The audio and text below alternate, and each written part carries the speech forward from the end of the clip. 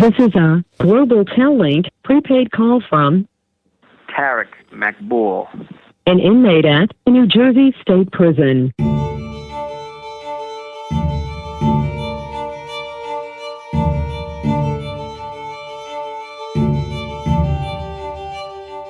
Hello, and welcome back to 1 Minute Remaining. My name is Jack Lawrence, the host and creator of this show. Today is part 12 and the final episode for now in the story of Tariq Maqbool, a man who has spent over 20 years incarcerated in the state of New Jersey for a double homicide that happened in 2002. It's a crime he's always maintained he's innocent of.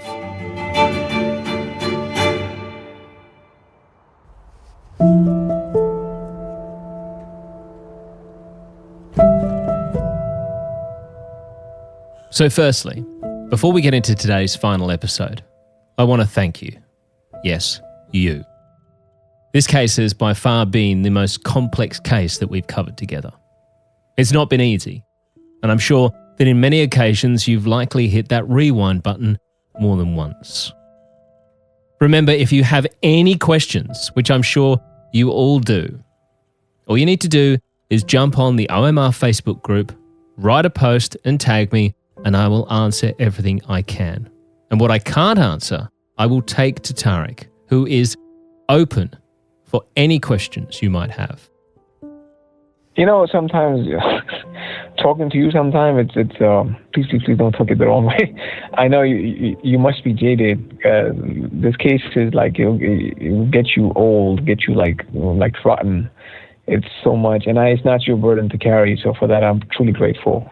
But just talking to you, it's just reliving it. And I think part of it is just like I have suppressed it so much because honestly, I sometimes I used to read stuff and I would just laugh out loud. And I would just say to myself, like, are you going crazy? Like, what's wrong with you? But it was just so bizarre. Like, I'm here for this shit. Yeah. And part of me, for like 5 years, I just stopped. I stopped thinking, Jack. I don't want to get emotional. I always thought about the American, the justice system, like somebody's going to read this and they're not going to think that I'm crazy. Like, if I was their child, would you find me guilty for this bullcrap?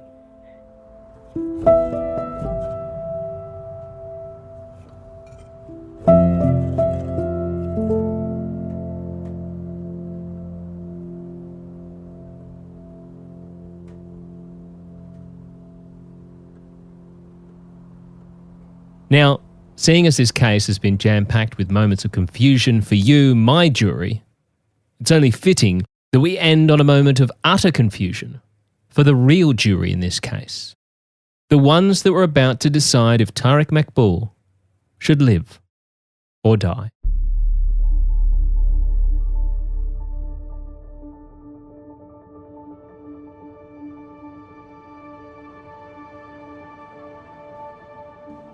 So the fact that Tariq has now been found guilty means it's time for the next stage of proceedings, which is the decision of whether or not he would receive the death penalty. And for this, the same jury must sit through essentially another form of a trial, and Tariq had had enough. The case moved to death penalty because they found me on murder one by my own conduct. And then a few days later, my lawyers, we started the death penalty right after in a week. And my lawyers came to see me, and then this whole thing started about... before the trial, I forgot to tell you that they sent me a whole bunch of people from psychological evaluation and just a bunch of social workers, and they just came in and told me that we're just going to try to defend you so you don't get the death penalty. And I told them I don't care at this point. Honestly, if they found me guilty, I want them to give me the death penalty. To add insult to injury, his legal team, who once refused to allow him on the stand, were now pushing him to get up and plead for his life. They were asking me, Tariq, we think we should get on the stand, and I lost it in one of the I said, you want me to get on the stand now to beg for my life? I said, when you didn't let me go on the stand before. And they're like, it's called allocution or something. They're like, please, Tariq, you have to think. I think this jury needs to hear from you. This is my second attorney. Now he took the lead for the death penalty part. And he told me, Tariq, I'm sorry. I think you were right, but it is what it is where we are. So I told them I'm not getting up there, but they talked to me. Then they talked to my mother, my father. They really pressurized the hell out of me. They already did that before, by the way, when I was trying to take the stand. They had told my mother, my aunts, that we don't want Tariq to take the stand. Please talk to him. And so they had like a full-fledged like family pressure that we got this case won. Don't let him take the stand. And so they had pressurized me before. And so this is the second time they had done it. So I told them, okay. I said, if elocution is there, then I'll write it myself. So I wrote it myself, and I showed it to my attorney, and he just I did like I don't know what he did, like a shrug, and he said, this looks good. And they called me to the stand. That was the only time I spoke. I did not take, I told them I'm not admitting to anything. I'm innocent. So I got on the stand, and I told the jury, I looked them in the eye. I said, I don't agree or disagree with your verdict. That's what my lawyer had said. So I said, I'll use his words and I'll just respect it. And I just told them to spare my life, my mother and my father. And I told them, if you spare me, then maybe I'll promise you I'll teach people how to do something good in life. Which the promise I made to them, I kept it in prison. That's why I started the journalism project and stuff. I helped a lot of guys here since I've been here. To help guys get their GEDs and high school diplomas, that's equivalency and stuff. So what I said on that, I actually did exactly that. And that was it. I was there for like a few minutes and got off. That's it.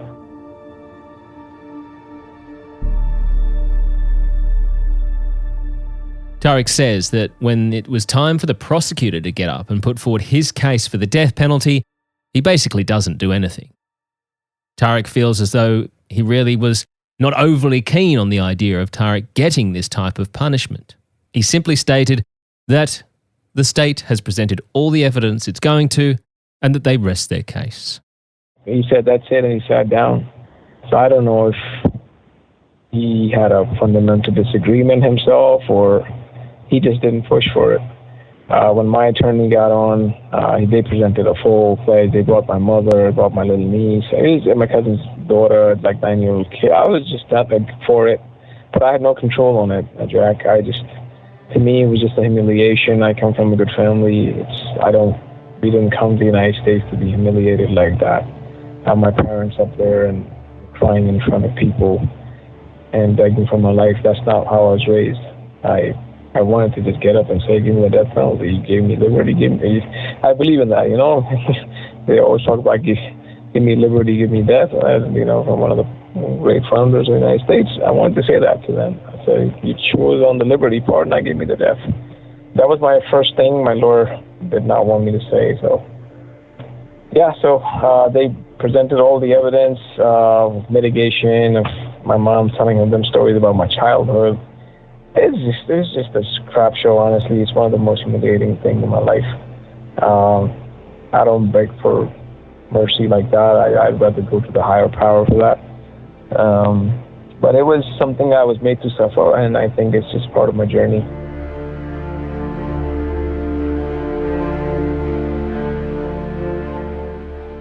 After the jury have heard from everyone, and again both sides have rested their case, it is time for the jury to go away to deliberate on their verdict, on if they believe Tariq Maqbool should be sentenced to death for his crimes, the crimes they found him guilty of. And when they return, something odd happens.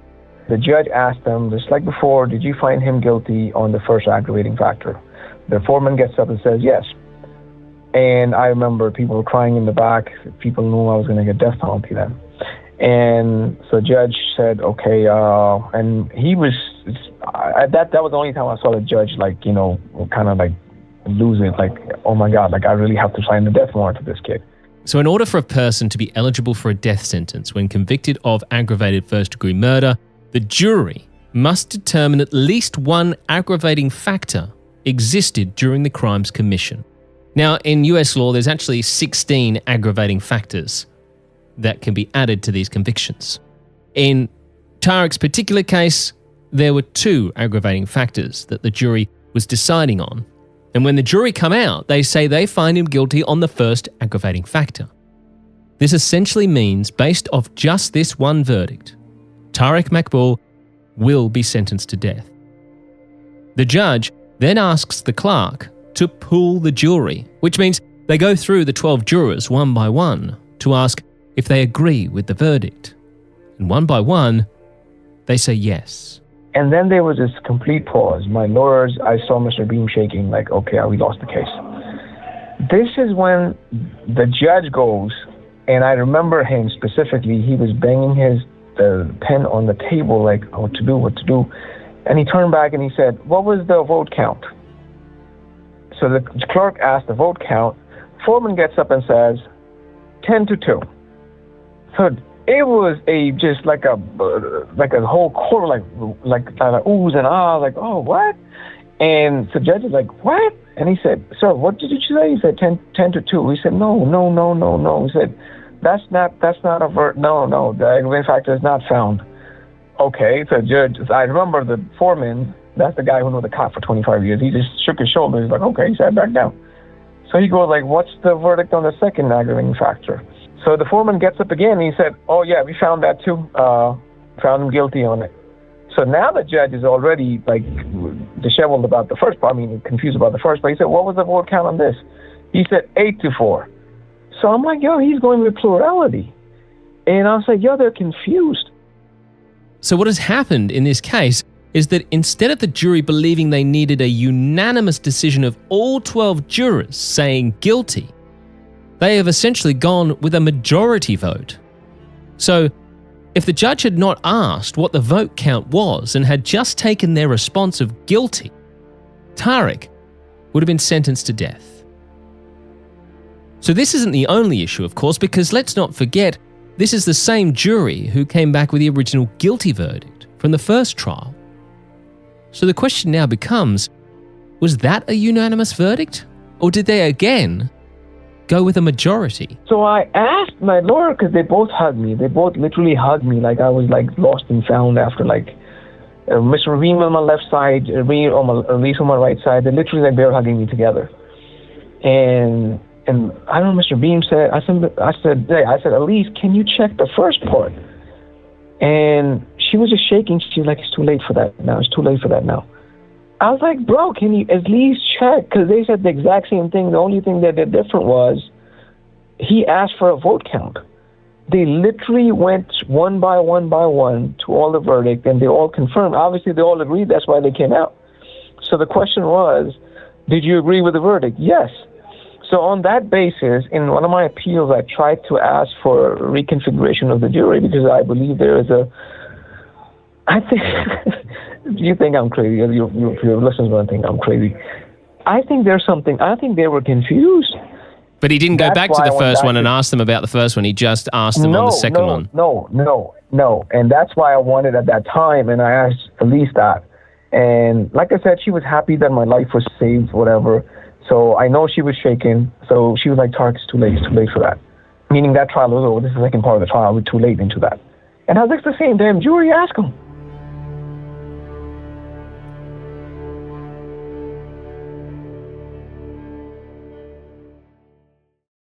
So the jury are not asked. And although Tariq is safe from the death penalty, the judge would sentence him to death by incarceration. And even more bizarrely, if Tariq had in fact got the death penalty, he would have been better off.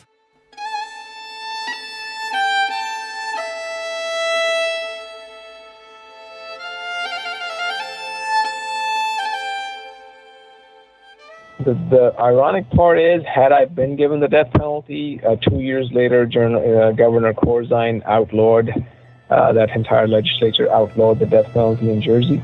So everybody who was on death row waiting to be executed in Jersey, their life sentences got commuted to life with a 30-year parole and eligibility. So So they actually got parole for 30 years. I, on the other hand, who never made it to the death row, was sentenced to 150 years by the judge. So in technicality, my sentence is more than the serial killers who are now eligible for parole, and I'm not. I know 3-4 guys who came off the death row, and two of them are at their home already. Yet I will never see the light of the day.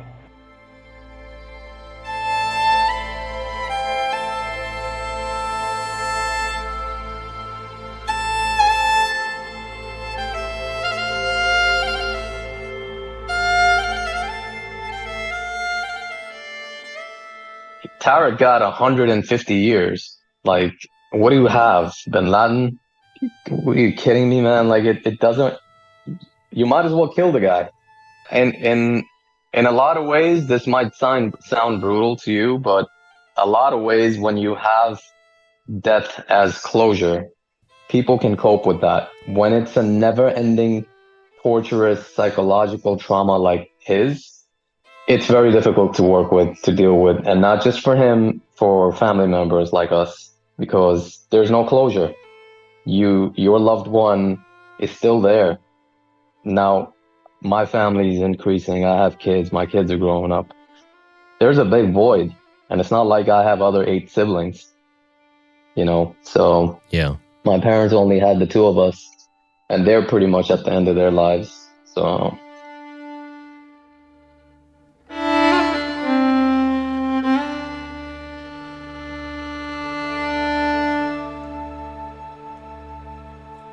So what was your first port of call when it came to, doing appeals and things like that? First was direct appeal to the appellate division. I had a lot of hope in that. I have a very good attorney, Jay Walensky.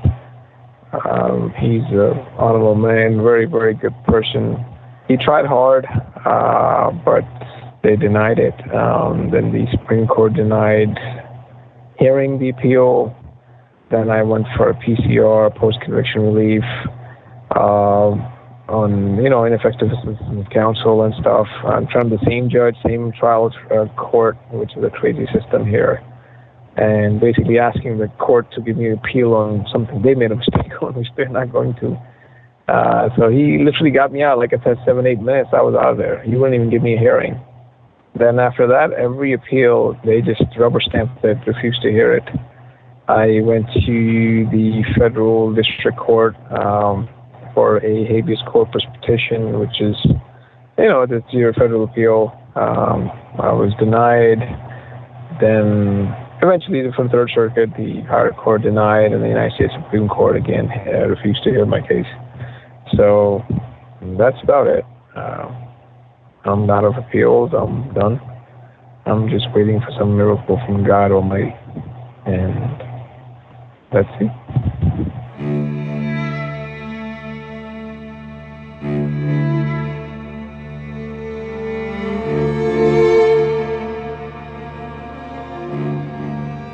I've been asked a number of times in the OMR Facebook group about innocence projects and whether or not Tariq has sought their help. Well, he has, but unfortunately to date, none of them have been willing to take on his case, which I'll be honest, surprised me, because in my humble, uneducated opinion, there are many avenues to explore when it comes to this case.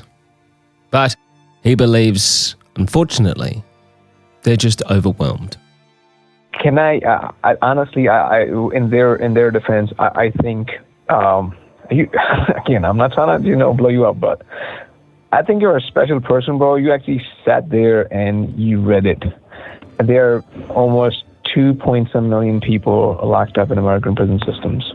Majority of those people are in the state systems. A lot of people don't know that. State systems are basically inundated. I'm talking about the state innocent projects are inundated with people from all over the country.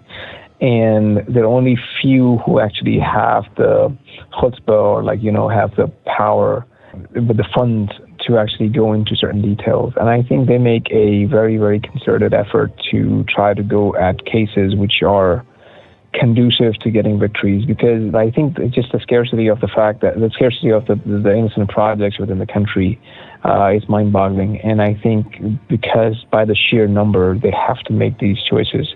My case, I don't know about your audience, but I know the judges in New Jersey, the appellate division judges and the federal judge, they did not read my stuff. So that's why I'm very, very grateful to you. I can't express that in words before getting emotional. You actually took the time to read it. I don't think they have the capacity to read my case as you did. I think that's why they have been saying no to me. But I've written almost every law college I can think of. I asked professors to take my case as a student building thing, like, maybe you want to take a case. You don't have to do nothing. Just help me. If the entire class can read my case, and that could be your class project.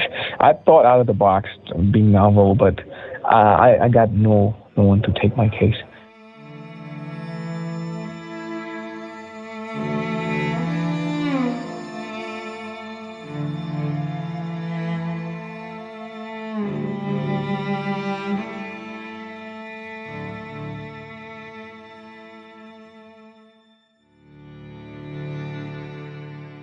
So, as we come to the end, for now, of the story of Tariq Maqbool, we have a loose end we need to tie up.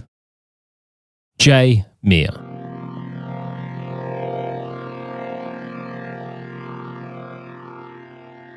As I mentioned in a previous episode, we found Jay, and I made a number of attempts to get in touch with him.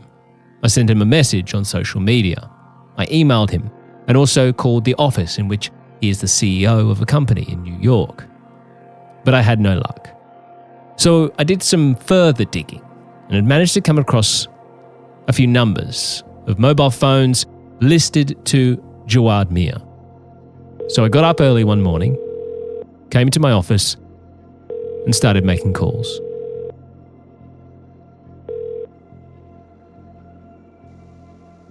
Please leave your message for Jay. Yeah, hi, my name's Jack Lawrence. I'm not sure if I've got the right number, but I'm looking for a Jawad Mia, who was involved in a situation in New Jersey in 2002 involving a court case. If this is you, and you wouldn't mind giving me a call back, my number. Just as I was about to try the next number, my phone rang.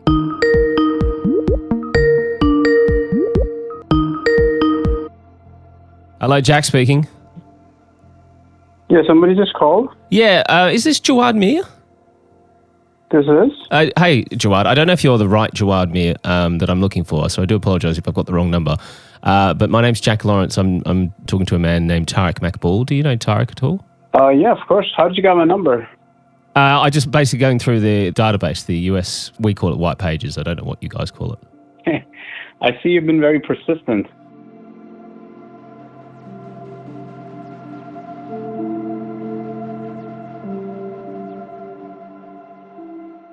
Now, unfortunately, Jay has told me that he does not wish to be on the podcast. He does not wish for me to play our conversation publicly.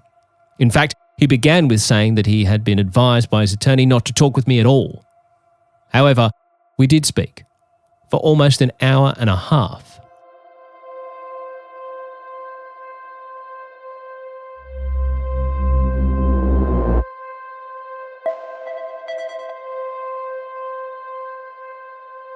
Jay said that he has listened to the podcast and in fact complimented me on it.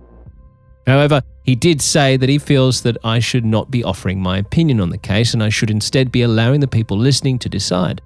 And I told him I completely agree with him. No, and I don't usually, Jay, but I've seen so many issues with this one. This is again why I would like you to allow me to have you on the podcast, because I don't want to. I'm happy to have you come on and tell us, your opinion. But sadly, again, he has not agreed to this. He has said that he's happy for me to tell you about our conversation and some of the things that he's told me. What I will do is take you through our discussion and play you some of my questions and responses to Jay.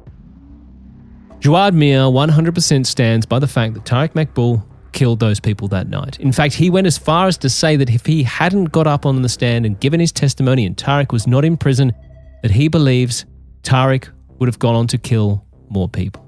In fact, he said, and I quote, "If I hadn't put that monster behind bars, he would have killed a lot more people." He also said that Tariq, in his opinion, did it so professionally that he would bet his life that he must have killed people in the past. He says Tariq was never happy with the status quo and always wanted more. He says that Tariq took drugs. He was bolshy, a show-off. Most of the time, they ignored these things and just laughed them off. He says Tariq changed his statement multiple times. And we know this because that's what the detective said in his statement. The statement that was never recorded but written by the detective. He says Tariq first said he was with his girlfriend that night and then changes the story and says that he was at the crime but he had nothing to do with it. As we know, Tariq has said he never gave the police a statement at all. But Jay says the story kept changing, which is when I asked him about his own story and how that changed so many times. But okay, I completely get that. But if we're talking about, you say, he changed his story many times. I mean, even with your story, I mean, you didn't initially talk about a plastic bag going over this gentleman's head, but that's a pretty huge thing to witness. That's a scary thing to witness. So I don't understand why you wouldn't have remembered that just after the incident. He says that this was an extremely traumatic event in his life and that listening to the podcast, I was focusing on how he was unable to recall things such as being tied up and details of when he was untied and when he wasn't tied. He says it's impossible to remember that stuff. Yeah, but I mean, you did say I don't remember to basically every one of our questions. So I mean, for me as a jury member, if I was listening to someone giving a statement about a murder and they just kept saying I don't remember, I would say, well, if they don't remember, how can we say beyond a reasonable doubt that this story is exactly how it happened? Because I don't have the details. He says that Tariq threatened his family, saying, "I know your family back home. You open your mouth, I know your family." That's the other thing is, did he actually know your family back home? And he simply replied, no, he didn't. But it isn't hard to find people these days. He says that not only was his family threatened, but Tariq told him that he knew the police. He had them in his pocket. If you knew him and you were obviously friends with him, you would have known that wasn't true. I mean, it wouldn't be the first. He would have said that before. It wouldn't be the first time he just comes out with the fact that he's friends with the cops. To this, he simply says they were traumatized. Tariq had them messed up in the head and they didn't know what to believe. He brought up the line of John Gotti and says it's 100% true. Tariq was beating on them and yelling with great anger. You want to meet John Gotti? I'm John Gotti. He'd never seen anything like it before. Zaid's accounts of what happened are so vastly different to what you and Andy say happened. And that's why it's confused me, because the statements are so vastly different. Obviously there is elements that are similar, and I can understand that. I can understand little things. I can understand little things that would be different, but there's some really major big differences in the three statements where you would go, because the John Gotti line, for instance, Andy says that he screamed, "You want to see John Gotti? I'm John Gotti." You don't mention that in your statement, and Zaid doesn't mention that either. Andy's the only one that actually put that in his statement.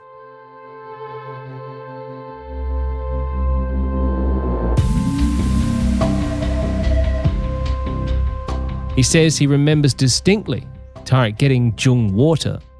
That seems odd to me that I said this in the podcast. It seems odd to me that you would strangle someone, you'd be strangling someone or trying to kill someone, and then they ask for a glass of water, and then so you give them a glass of water. I mean, that just seems like an odd thing to do if you're going to kill someone. I mean, why would you do that? He also gives me more new information about this moment, as he says it was extremely disturbing. Tariq apparently gave Joong the water and then sat and watched him drink it. Jay would talk me through again what he witnessed as Joong gasped for air, Tariq killing him. He says he then got up with bravado afterwards, and he says, "Oh, he's sleeping." Because you didn't say that in your statement. Andy said that in his statement that he's sleeping. You said that that Tariq sat down, had a glass of water, and then left the room. He'd also talk about being at the motel, and in fact gives me some new information that hasn't come up before.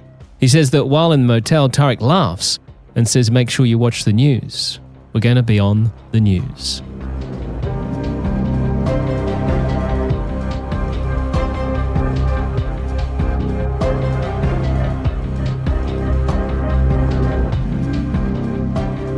Again, I appreciate you chatting to me. And if you do change your mind about letting me play our conversation, please let me know. Because, as you said, it's good to get both sides, not just one side. But I'll obviously make sure I put across as much as I can of our chat, just myself and what you've said.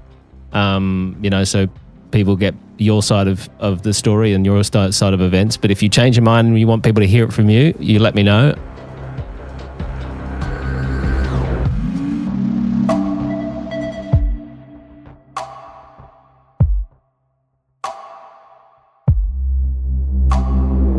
You have 1 minute remaining. This is the story of Tariq Maqbool so far. But I can assure you it is not the end. There are questions that need to be answered, and we will be looking to get them answered. For now, though, as this show is celebrating its second birthday, 2 years and 200 episodes, it is time for me to take a little break. So next week, there will be no general OMR. I am going to put out a story for you. It's a bonus episode that I put out to subscribers, I think, last year, which you won't have heard yet if you're not obviously a subscriber of the show. So you will have content out next week, and we will start a brand new story at some point soon. Of course, I've still got to catch up with Michael Leonard to talk about this insane case, so I will be doing that, and we'll get that out to you as soon as possible. But for the time being, love you all. Thank you so much indeed for your support over the last 2 years. It has meant more than you can know. It's been incredible. We've done 6.5 million downloads. The show is heard in over 130 countries around the world. We've got almost 8,000 people now in the OMR Facebook group, and just amazing people. So thank you for your support. It's been incredible. So next week, we're on a break, but we will be back. Thank you. 1 Minute Remaining is a Mashed Pumpkin production, created, hosted, and produced by Jack Lawrence, with thanks to special guest producer Alyssa Cook. Audio and sound design by Jack Lawrence and Dom Evans of Earsay.